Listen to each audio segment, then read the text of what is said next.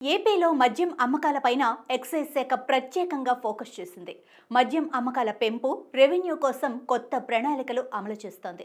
ఇప్పటికే 99కే క్వార్టర్ మద్యం కోసం భారీ డిమాండ్ కనిపిస్తోంది. ఇదే సమయంలో మద్యం అమ్మకాల విషయంలో మరో కొత్త ప్రతిపాదనతో సిద్ధమైంది. ఇక నుంచి మద్యం కొనుగోలు సమయంలో ప్రతి మందుబాబు నుంచి ఫీడ్బ్యాక్ తీసుకోవాలని ఎక్సైజ్ శాఖ నిర్ణయించింది. ఇందుకోసం కొత్త విధానాలను అందుబాటులోకి తెస్తోంది. ఈ సర్వేలో వైన్స్ దుకాణాలకు 5, బార్లకు 3 ప్రశ్నలు పేర్కొంటారు.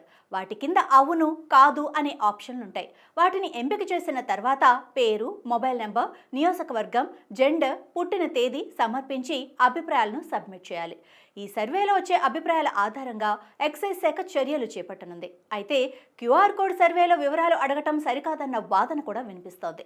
వినియోగదారుల వ్యక్తిగత వివరాల్లో ఫోన్ నెంబర్ తప్పనిసరిగా సమర్పించాలి. మద్యం విషయంలో చేసే సర్వేలో నియోజకవర్గంతో సహా వ్యక్తిగత విషయాలు తీసుకోవటం వల్ల భవిష్యత్తులో తమకు ఏదైనా ఇబ్బందులు ఎదురవుతాయేమోనని వినియోగదారులు భావిస్తున్నారు. దానివల్ల ఎక్కువ మంది సర్వేలో పాల్గొనకపోవచ్చన్న అభిప్రాయం కూడా వ్యక్తమవుతోంది.